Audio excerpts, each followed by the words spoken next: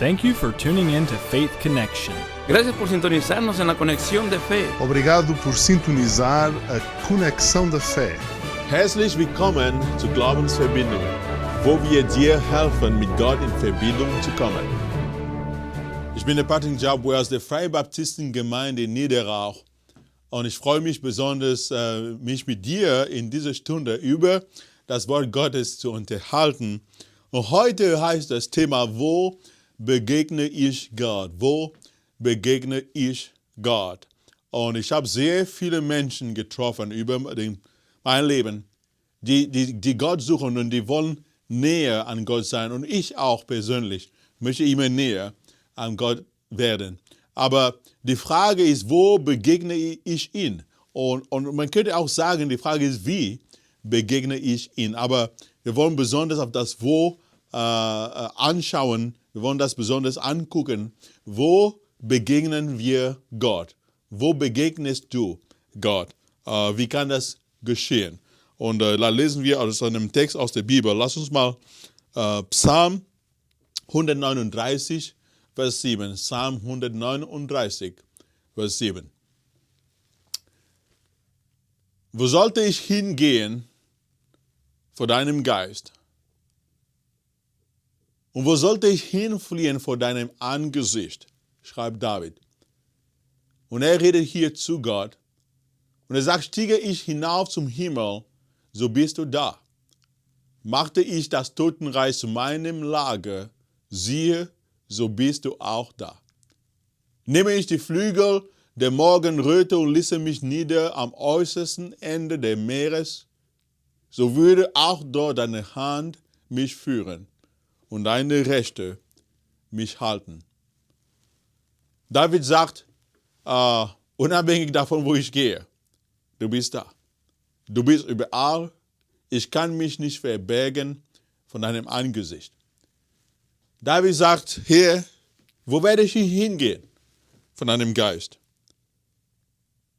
Wo werde ich hinfliehen von deinem Angesicht? Ich sage, wenn ich sogar in den Himmel gehe, dann bist du da.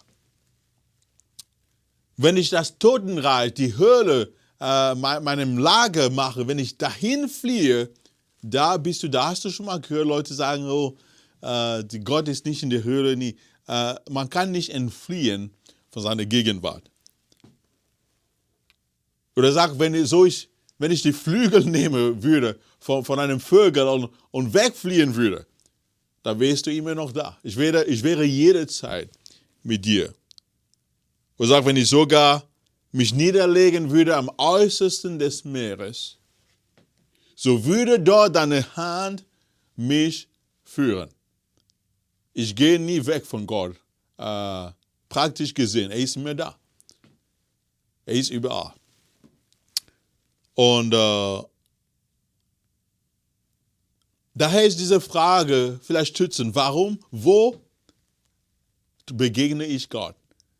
Diese Aufforderung ist Schrift, dass wir zu Gott näher werden sollen. Aber wie kommen wir Gott näher, wenn er überall ist? Und das wollen wir uns anschauen. Lass uns erstmal beten. Herr Jesus, wir danken dir für das Wort Gottes. Wir danken dir für die Schrift. Und wir wollen dich begegnen. Oder später, dass du jetzt dich offenbarst. Dass wir etwas lernen für unser Leben, wie wir dich täglich begegnen können. Im Namen Jesus habe ich gebetet. Amen. Siehst du, Gott ist allgegenwärtig. Das ist, was David sagt. In mehrere Worte. Das ist die Zusammenfassung. Dass der allmächtige Gott allgegenwärtig ist. Dass es keinen Ort gibt, wo er nicht ist. Er ist überall. Gehst du in die Schule, da ist Gott. Bist du am Fahren zur Arbeit, Gott ist da. Wenn du zum Einkaufen gehst, Gott ist da. Wenn du bei der Arbeit bist, Gott ist mit dir, er ist da. Du kannst ihn nicht verstehen, er sieht genau, was du tust. Wenn du am Sport bist, Gott ist da. Wenn du schläfst, Gott ist da. Du aufwächst, er ist immer noch da. Aber die Schrift sagt, und er schläft nie, er wird nie müde. Und er ist ständig da. Er ist überall gleichzeitig. Und da gibt es keinen Ort, wo er nicht da ist. Gott ist immer gegenwärtig. Er ist immer da. Und doch die Schrift ermahnt uns, Gott zu suchen. Wenn ich zum Beispiel dieses Gegenstand in meiner Hand hätte, hier mit mir, und jemand würde sagen, du sollst diesen Gegenstand suchen, das wäre lächerlich, denn es ist in meiner Hand. Wie kann ich etwas suchen, was in meiner Hand ist? Und auch die Schrift sagt, dass wir Gott suchen sollten. Und die Schrift besonders stellt hervor Männer, die mit Gott wandelten. Und Gott sagt besonders bei manchen Männern, bei dem Volk Israel, sie haben sich abgewandt von mir, sie haben mich verlassen. Aber bei Männern wie Enoch, die Bibel berichtet zum Beispiel über Enoch, dass Enoch wandelte mit Gott. Aber wie kann es sein, dass er mit Gott wandelt und nicht alle mit Gott wandeln, wenn Gott doch allgegenwärtig ist? Er ist doch mit jedem. Egal wo ich wandere, ist er immer da. Wie soll ich denn mit ihm wandeln, wenn er schon bei mir ist? Aber doch, die Schrift sagt, wir sollen wandeln mit Gott oder wandeln im Geist. Die Schrift ermahnt uns sehr deutlich an vielen Stellen, dass wir Gott suchen sollten, während er nah ist. Er sagt, such mir, während ich nah ist. Such den Herrn, während er nah ist. Jakobus Kapitel 4, Vers 8, da sagt die Schrift, naht euch zu Gott, so naht er sich zu euch. Wenn Gott schon da ist, wenn Gott schon allgegenwärtig ist, wenn ich niemals ohne Gott bin, denn er ist immer da, wie kann ich mich denn ihm nähern? Wie kann das passieren, wenn er schon da ist? Ich brauche doch nicht irgendwo zu gehen, um ihm nahe zu sein, denn er ist immer da. Welche Bedeutung hat so ein Vers, eine Bibelstelle, dass ich mich nahen soll zu Gott, dass er sich mir annähere? Naht euch zu Gott, so naht er sich zu euch. Es gibt also eine Herausforderung und hier ist die Herausforderung. Die Herausforderung liegt daran, dass Gott ein Geist ist, dass er unsichtbar ist und dass wir können ihn nicht sehen. Und so leben die meisten Menschen, als wären sie Atheisten. Erleben sogar die meisten sehr viele Christen, als würde Gott nicht da sein. Wir ignorieren ihn so leicht. Wir vergessen ihn so leicht. Warum? Weil wir nicht ihn sehen. Und so werden wir sehr schnell abgelenkt zu das, was wir sehen können. Zum Beispiel in diesem Raum, wo ich mich befinde, wo ich mit euch rede, mit dir rede, da gibt es Luft. Aber ich denke nicht an die Luft. Ich überlege nicht, ich mache mir keine Gedanken darüber. Ich denke an meine Bibel, die ich vor mir habe. Und ich denke an euch und alle, die mich anschauen. Aber ich denke nicht an die Luft, denn die Luft ist da. Und siehst du, weil wir physikalische Wesen sind, wir sind anfassbar. Unsere Augen sehen nur das, was sichtbar ist. Und so sind wir durch das Sichtbare abgelenkt. Und so vergessen wir Gott. Wir ignorieren ihn. Er ist nicht in unseren Gedanken. Die Bibel sagt, dass der Gottlose, eine der Kennzeichen eines gottlosen Menschen, ist, dass Gott nicht in seinen Gedanken ist. Und so ist es die Herausforderung für uns. Nicht, dass Gott nicht tatsächlich da ist, sondern dass wir ihn ignorieren, dass wir ihn vergessen. Und so Gott sagt, nähert euch zu mir. Ich möchte, dass du aktiv sei bei mir. Ich bin schon da, aber ich habe keine Verbindung mit dir.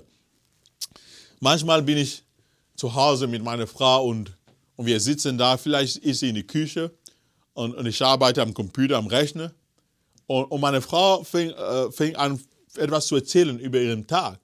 Und ich sage, weißt du, heute bei der Arbeit ist dies und jenes passiert. Und die ruft meinen Namen, die sagt Patrick. Und dann drehe ich meinen Kopf um, ja, und gucke auf meine Frau und die fängt an zu reden. Und dann, während sie reden, bin ich dann abgelenkt durch was anderes, das, was ich vorher gemacht habe. Und ich drehe meinen Kopf wieder vielleicht zum Rechner, zum Computer und ich schreibe weiter und ich höre zu, was sie sagt. Aber irgendwann mal sagt meine Frau, du bist nicht bei mir. Ich sage, wie? Ich bin doch physikalisch mit dir in dem gleichen Raum. Ich höre die Tonwellen, die zu meinem Ohr kommen, aber die sagen, nee, du bist nicht mit mir. Du bist nicht mit mir. Ich verstehe, was du meinst. Ich bin im gleichen Raum, aber ich höre nicht zu. Ich bin im gleichen Raum, aber ich bin nicht bewusst seiner Anwesenheit, weil ich bin abgelenkt durch andere Dinge. Ich bin abgelenkt durch meine Beschäftigung. Und so ist es auch zu verstehen, wenn Gott sagt, wir sollen uns an ihm nähern. Es heißt nicht, dass er nicht da ist, er ist schon da. Aber er sagt, wir sollen diese aktive Verbindung und Kommunikation mit ihm haben. Nicht euch zu Gott, sondern er sich an euch. Und so ist das die menschliche Herausforderung, die Herausforderung des Christen, dass er sich schnell ablenkt. Dass wir schnell durch das Sichtbare abgelenkt werden, weil Gott unsichtbar ist. Wenn dann, wie überwinden wir denn so eine Herausforderung? Wie können wir Gott bewusst in unseren Gedanken haben, wenn wir jedes Mal umgangen sind von Dingen, die sichtbar sind, die vor unseren Augen attraktiv sind, wenn Gott unsichtbar ist? Wie kann ich, wenn ich draußen lege, meine Gedanken auf den Wind legen, wenn ich Bäume sehe oder den Himmel oder den Mond und Sterne? Wie ist das möglich, der Unsichtbare im Gedanken zu haben, wenn wir umgangen sind von sichtbaren Dingen, die so einfacher sind zu betrachten? Und es ist viel, viel einfacher für uns, darüber nachzudenken. Und daher das Thema heute, wo finde ich Gott oder wo begegne ich Gott? Und auf diese Frage will ich eine Antwort geben. Lass uns mal Matthäus 14, Vers 23 lesen. Matthäus 14, Vers 23. Der erste Punkt heute ist das, dass wir uns Jesus anschauen. Wo hat Jesus Gott begegnet? Wie hat er das gehandhabt? Und der ist unser Vorbild. Matthäus 14, Vers 23. Matthäus 14, Vers 23.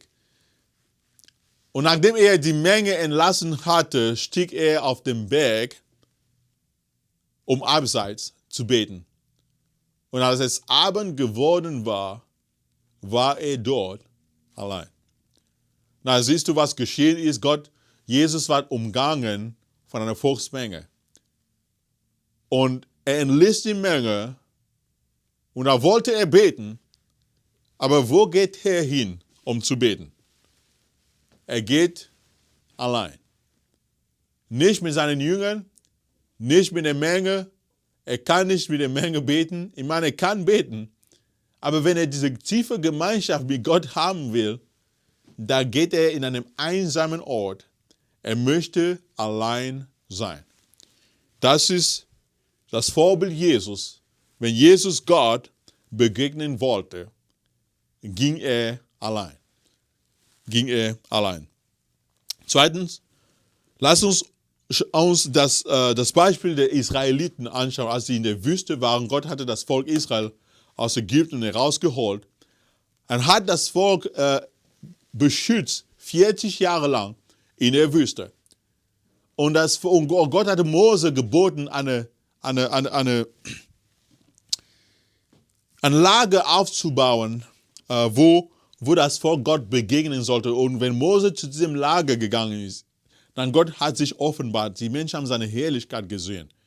Und Gott hat diese Lager bauen lassen, damit er mit Gott Gemeinschaft haben konnte, damit er mit Gott reden konnte. Und wenn Mose mit Gott reden wollte, dann ist er zum Lager gegangen und hat an diesem physikalischen Ort, es war so als Zelt, aus Zelt gemacht, hat an diesem Zelt, hat er Gott begegnet. Das war der Ort, wo er Gott begegnet hat. Aber die Schrift sagt uns etwas Wunderbares about die Stellung des Zeltes, dieses Lager, wo es hingestellt war.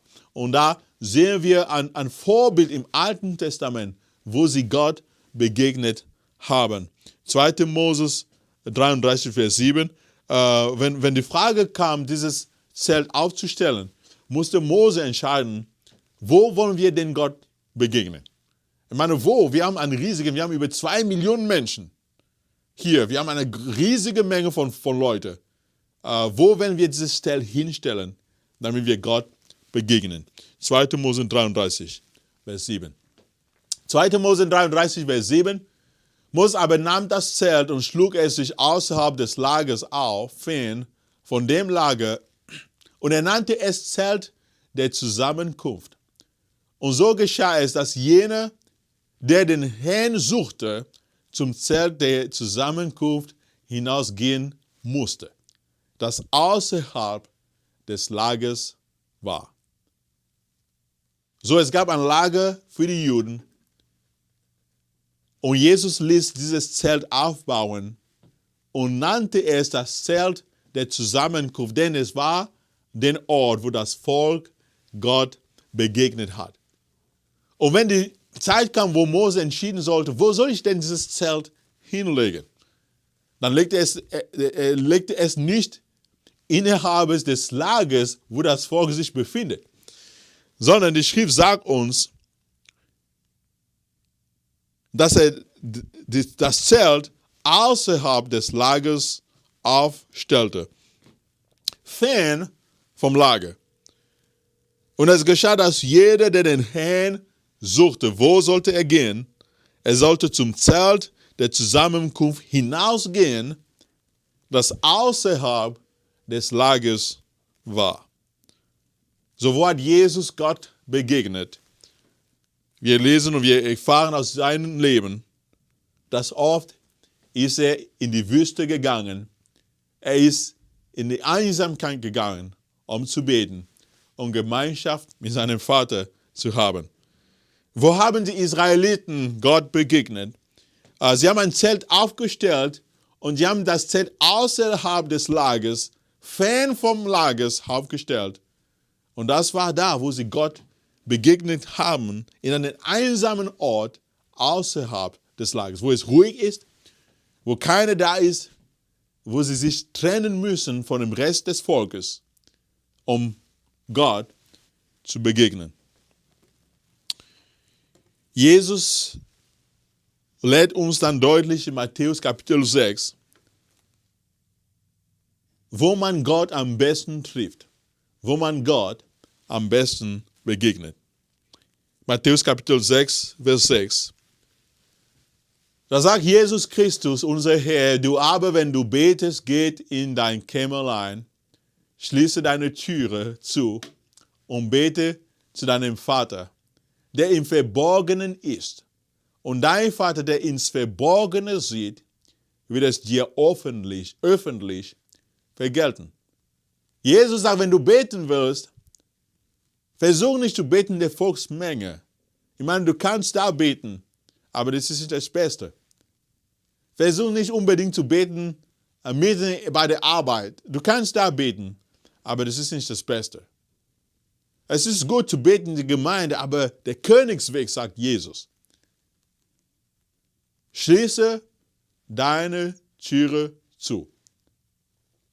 Und er sagt, dein Vater, der im Verborgenen ist. So, Jesus lehrt, dass wir Gott suchen im Verborgenen. Wir suchen Gott im Verborgenen.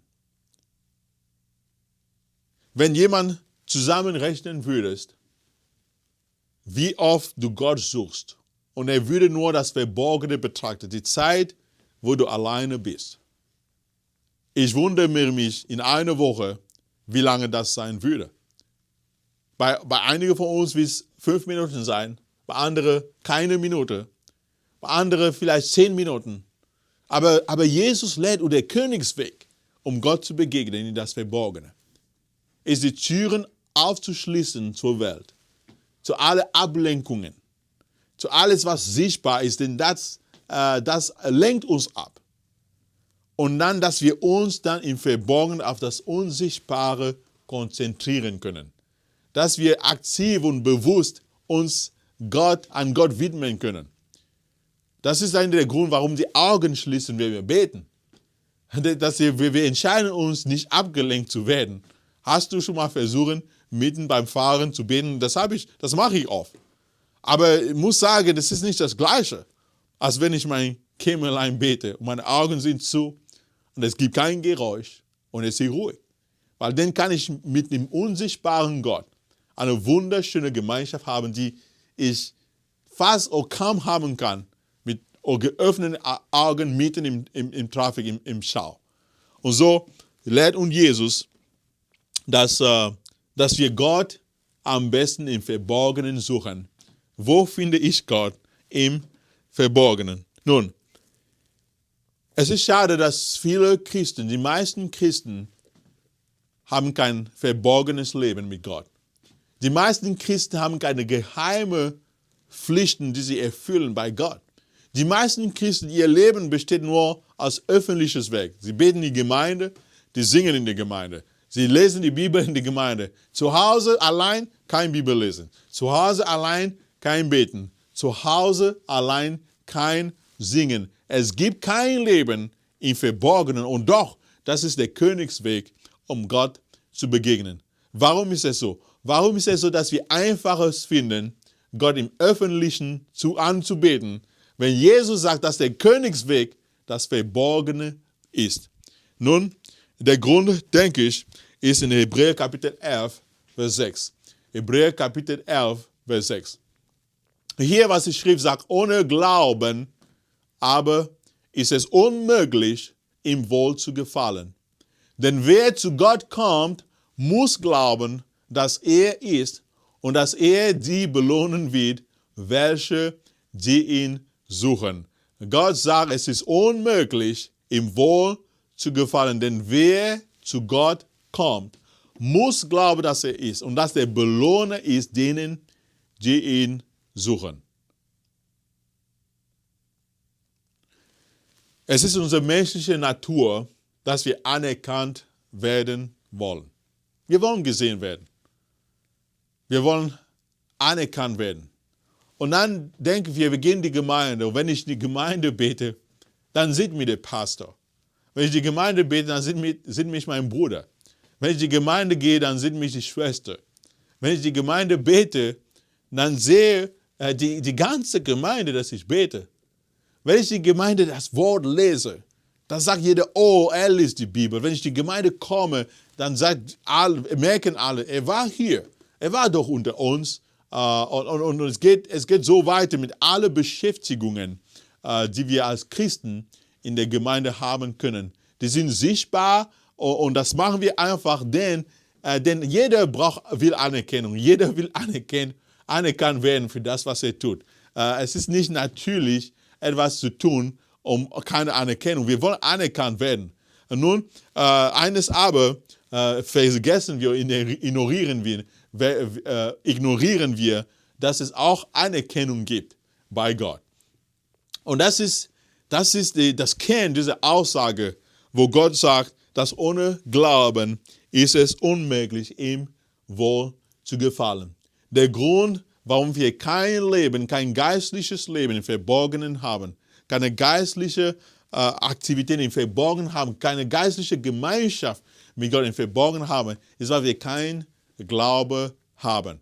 Wir haben aufgehört zu glauben, dass Gott das Verborgene sieht. Wir haben aufgehört zu glauben, dass Gott ein Belohner ist, denen, welche die ihn suchen. Wir haben aufgehört zu glauben, dass Gott das unsichtbare Gott, das in das Sichtbare sieht, dass Gott die Gebete im Verborgenen sieht. Er sieht das Bibellesen im Verborgenen, er sieht das Singen im Verborgenen. Wir haben aufgehört zu glauben, dass Gott im Verborgenen sieht und dass er belohnen kann und belohnen wird, welche die ihn suchen. Und Gott sagt, ohne Glauben ist es unmöglich, ihm zu gefallen. Deswegen hören wir auf. Wir nehmen uns die Sache an und sagen, oh, ich werde nun beten, eine halbe Stunde pro Woche. Und nach einem Monat hören wir auf. Warum? Weil wir aufgehört haben zu glauben, dass Gott das belohnen wird, was wir im Verborgenen tun. Aber das ist seine Verheißung. Bietet, sagt er, und so werdet ihr empfangen. Fragt und ihr werdet Antworten bekommen. Sucht und ihr werdet finden, sagt Jesus Christus. Gott hört im Verborgenen. Aber weil wir aufhören zu glauben, hören wir auf im Verborgenen. Aber das ist der Ort, wo wir Gott begegnen. Im Verborgenen. Nun, die Bibel sagt uns in 1. Korinther Kapitel 6, Vers 19. 1. Korinther Kapitel 6, Vers 19. Oder wisst ihr nicht, dass euer Leib ein Tempel des in euch wohnenden Heiligen Geistes ist, den ihr von Gott empfangen habt und dass ihr nicht euch selbst gehört? Und da lehrt die Schrift, das sagt der Apostel Paulus hier, euer Leib ist das Tempel, der Tempel des Heiligen Geistes. Er sagt, der Geist Gottes wohnt in euch. Christus in euch, die Hoffnung der Herrlichkeit, sagt die Schrift. Der Geist Gottes wohnt in euch. Der Geist Gottes wohnt in mir. Und wenn du neu geboren bist, wenn du Jesus Christus angenommen hast, an dem gleichen Tag und im gleichen Moment, wo du ihn anvertraut hast, deine Seele ihn anvertraut hast, da hat Gott seinen Geist in dir geschickt. Und wenn du den Geist Gottes hast, dann weißt du es auch. Du merkst sein Leben in dir, wie er zu dir redet, wie er dir führt, wie er dir die Bibel erklärt. Der Geist Gottes wirkt in dein Leben. Und wo sollen wir Gott suchen? Nun, Gott wohnt in uns. Als Gläubiger, Gott wohnt in dir. So Gott weiß, Gott ist immer mit dir.